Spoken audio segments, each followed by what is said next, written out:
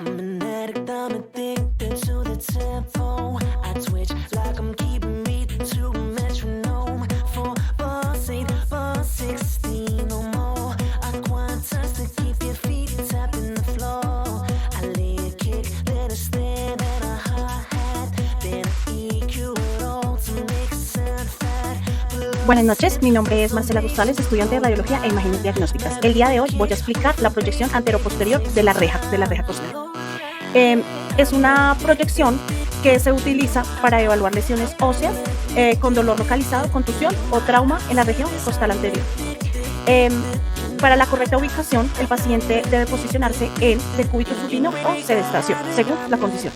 El plano sagital debe estar alineado al centro del detector. Mentón elevado para elevar el ápice pulmonar. Los factores técnicos que utilizamos en este son de 70 a 85 kBs, óptimo para diferenciar el hueso y las partes blandas.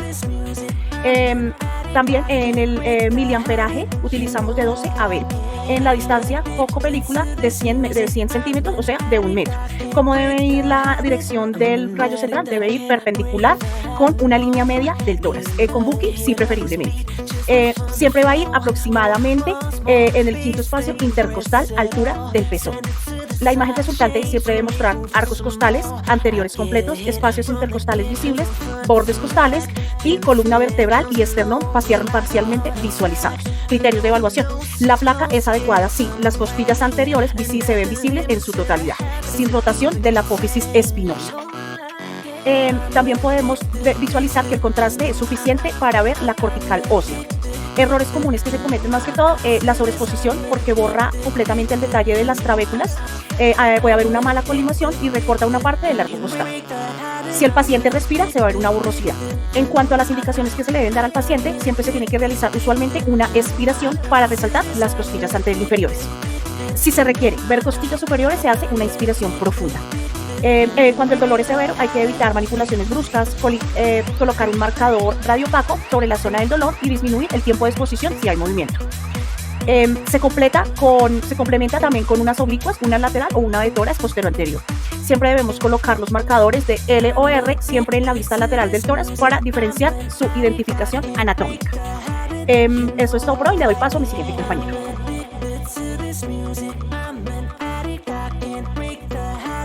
You know I love it.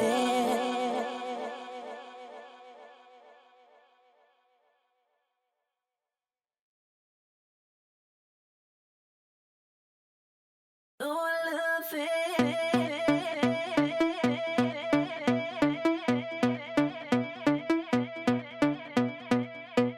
Vista anteroposterior del cúbito supino. En esta radiografía el paciente estará de cúbito supino con los brazos y las caderas equidistantes a la mesa rayos X, y se le va a solicitar al paciente que por favor sostenga un poco la respiración para que la radiografía no tenga movimiento. En esta proyección estándar podremos observar estructuras como el hígado, los riñones y el vaso.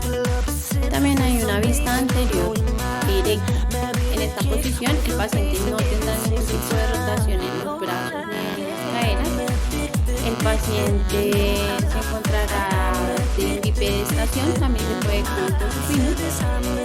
Y en esta el paciente podremos observar lo que son los líquidos y las asas intestinales en condición de 50 para obstrucción y perforaciones.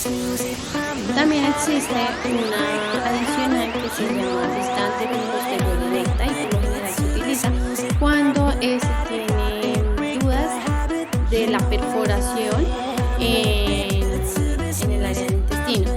Esto nos ayudará a evaluar neumoperitoneo en el área diafragmática. En caso tal de que el paciente no se pueda mover, no se pueda girar, se puede hacer una lateral de abdomen, también para poder verificar el tema de la perforación intestinal.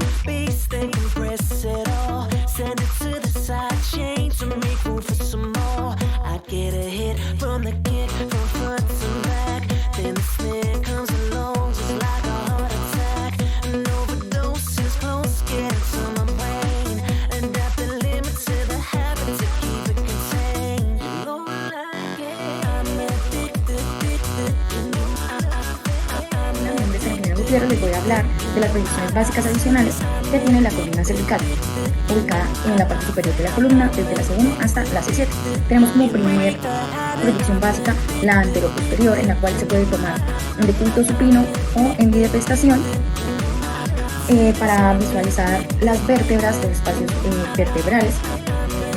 En esta, el rayo central va a ir dirigido en todas las proyecciones de cervical a la C4. Se debe elevar ligeramente el mentón para que la mandíbula no se superponga en las vértebras. Se utilizan entre 70 y 80 Hz, es la recomendación, 10 a 20 miliamperaje. La distancia debe ser de 100 centímetros. Es importante el contraste en esta imagen para diferenciar los bordes de los cuerpos vertebrales. Tenemos también la lateral, la posición lateral, en la cual también puede ser en decúbito o en bidepestación, en la que el paciente se va a poner en esa posición, el hombro va a ir pegado al chasis, el hombro debe ser ligeramente suelto, relajado, evitar que no se superponga la mandíbula ni tampoco los hombros. Se debe visualizar desde la C1 hasta la T1. Se utilizan igual entre 70 y 80 kilovoltajes, 2 a 25 miliamperajes, igual distancia entre 130 y 150 centímetros. Cuando la imagen de pronto no se declara, se le sugiere al paciente o se le dice que ponga pesos en sus dos manos para que los cuerpos vertebrales se abran. Tenemos como proyección básica también la proyección odontoide. En esta se va a tomar igual en supino o sentado para mayor comodidad, ya que la posición de esta proyección sí va a ser un poco incómoda para el paciente. Va a abrir su boca, debe estar la línea inferior perpendicular con los incisivos superiores. La distancia también va a ser de 100 centímetros, 70 a 80 kilovoltajes y 10 a 20 de miliamperaje. La boca debe estar bien abierta para que se vea toda la parte posterior de la odontoides, porque en esta imagen es muy usual que se superpongan las otras estructuras de esta parte del cráneo. Tenemos como posiciones adicionales las oblicuas, las cuales se toman del lado derecho e izquierdo. El paciente se va a ubicar generando una angulación. El tubo también va a tener una angulación de 15 a 20 grados. Esa se va a tomar en posición cefálica, debido al rayo posición cefálica. Se utiliza entre 70 y 80 miliamperajes. Se recomienda esta radiografía cuando se sospecha de compresión radicular o artrosis. Es para visualizar los foramentos vertebrales, que es por donde pasa la médula espinal. Tenemos también como proyecciones adicionales o dinámicas de la cervical la extensión y la flexión, en la que igual para tener un mejor diagnóstico se debe comparar la una con la otra. En la de extensión, el paciente va a estar contra el detector de la imagen y de manera lateral, hombros pegados al detector, y va a realizar lo que más pueda en extensión de todo su cuello. Se le debe pedir al paciente que haga la mayor extensión que pueda para que se vea más la movilidad que hay en la parte cervical por medio de la imagen. También va a la toma desde la C1 a la C7. Se utiliza igual entre 70 a 80 kilovoltajes, 10 a 20 miliamperajes, distancia de 100. Y igualmente el rayo central va a ir hacia la C4. Luego tenemos la deflexión, también va a evaluar exactamente lo mismo, la movilidad dinámica que tiene la columna cervical de este paciente. Ese, por el contrario, se realiza pegando o tratando de pegar según la capacidad de movimiento que tenga el paciente el mentón al pecho. Traerlo aquí, el rayo central igual, nivel de la C4. Esta también se puede tomar en bidepestación o sentado, igualmente en posición lateral.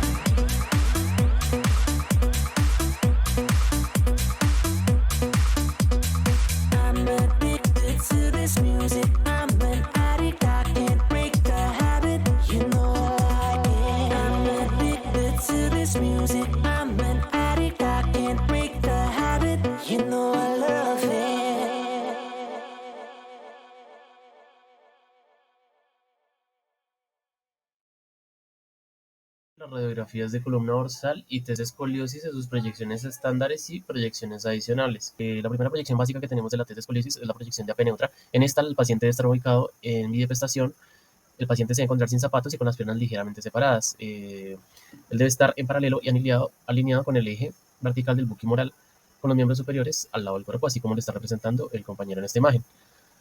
Además tenemos el fichaje técnico, que pues depende mucho del lugar donde nos encontremos y del equipo que se maneje, pero normalmente está entre 80 y 90 kilowatts, entre 40 y 60 miliamperes, y la distancia foco receptor debe ser de 1 metro. El rayo central se debe dirigir al centro de la columna dorsolumbar, que es donde debería estar el centro del chasis. Además, debemos tener un chasis, o se debería utilizar un chasis de 35 por 43.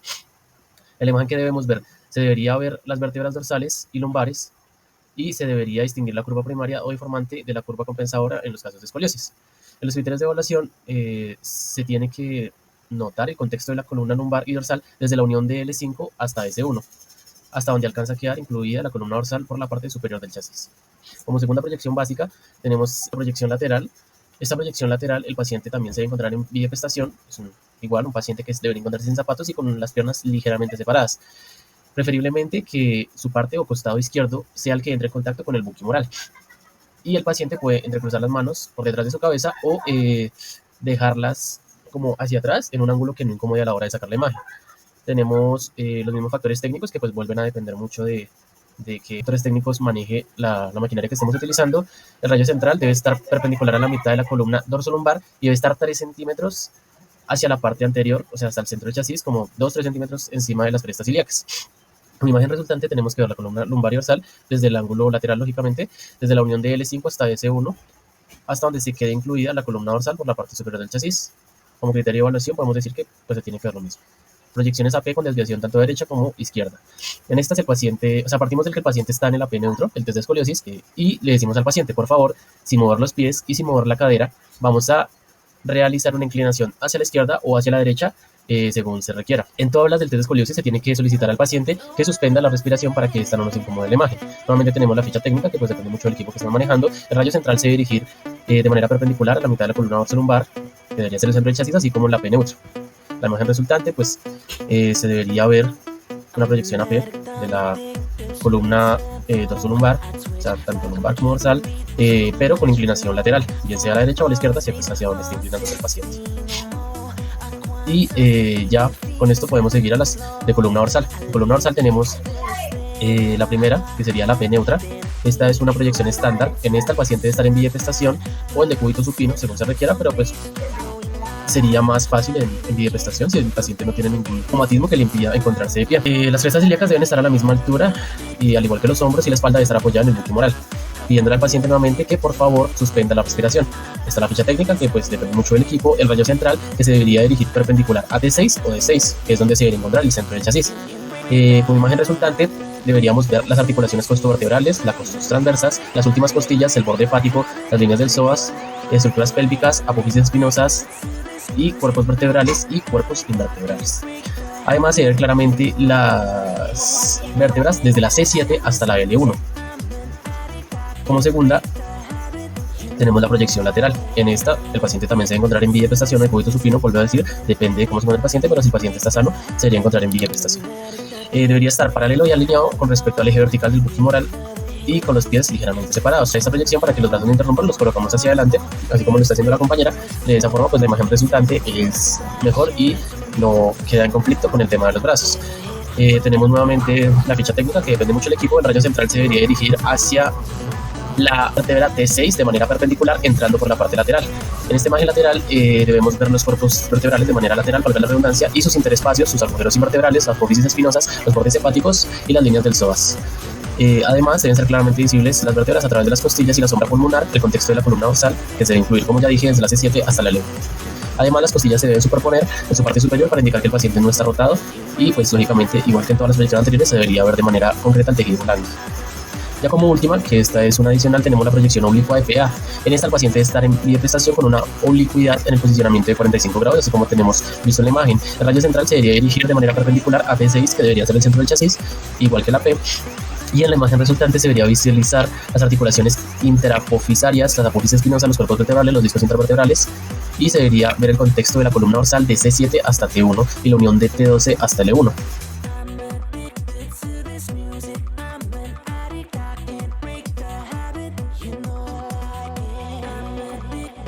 This music, I'm an addict, I can't break the habit.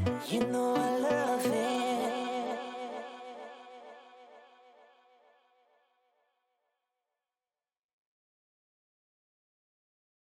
Buenos días, mucho gusto. Mi nombre es Claudia Gina Molina Romero. Estoy en el programa de Radiología de Imágenes Diagnósticas. El día de hoy les voy a hablar del protocolo de la radiografía de columna lumbrosacra y coxis. Este estudio es de gran importancia ya que permite evaluar las estructuras óseas internas de la columna vertebral, donde se encuentran muchas patologías como lo que son fracturas, hernias discales y desplazamientos, entre algunas otras. Para la proyección anterio-posterior o APD de columna lumbrosacra, entonces el paciente se ubica de cúbito supino con apoyo central, siempre va dirigido a nivel de L4 y L5. El colimador y también el buque se utilizan parámetros de kilovoltaje de 80, miliamperaje de 40 y una distancia del foco detector de 100 centímetros, bueno, de 1 metro aproximadamente de distancia. Esta se puede observar lo que es la columna y parte de la columna lumbrosacra y se visualiza lo que son las vértebras, las estructuras y parte de las fosas ilíacas. Eso sería por parte de proyección. En la proyección lateral, el paciente se coloca de lado con las costillas flexionadas y el rayo central se dirige entre L3 y L4. Esta proyección permite observar los espacios intervertebrales y la alineación de los cuerpos vertebrales. Es muy importante esta placa también, se toma igual a un kilovoltaje de 80, miliamperaje de 40 a 60 y una distancia del foco de 100. El rayo siempre va dirigido, como les digo, entre L3 y L4. Se utiliza un chasis de 35 por 43. Para las proyecciones de sacrocoxis se realizan proyecciones APD y lateral con inclinación del rayo entre 5 y 10 grados, lo cual la mayoría se visualizan todas las estructuras de la parte del sacro. Ahí las imágenes se pueden observar cuando lo hicimos en el laboratorio. Y también se utiliza un kilovoltaje de 80, se utiliza un miliamperaje de 30, una angulación de 5 a 15 grados, se utiliza un chasis de 24 por 30. Y eso sería como para lo que es sacro y coxis. Es importante siempre cumplir con imágenes de criterio y calidad, mantener la radioprotección de los pacientes y también garantizar la de nosotros, garantizar que las imágenes sean adecuadas, no irradiar tantas veces al paciente. Este protocolo es fundamental para la técnica radiológica ya que se puede dar un diagnóstico seguro y se puede descubrir una fractura o alguna lesión durante todo su proceso que haya tenido en la columna lumbrosacra. Muchísimas gracias, eso fue todo.